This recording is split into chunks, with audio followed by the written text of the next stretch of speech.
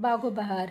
आज हम बागो बहार के बारे में ये जानेंगे कि कुछ नामवर अदीबों, नक्कादों और मुहक्किकीन की नस्र की जो तारीफ़ की है किस तरीके से की है। पहले नंबर पे है मौलवी अब्दुल हक, अपने वक्त की नहायत सही व शीरी ज़ुबान। मौलवी अब्दुल हक क्या कहते हैं कि बागो बहार की जो ज़ुबान है वो शीरी ज़ुबान है।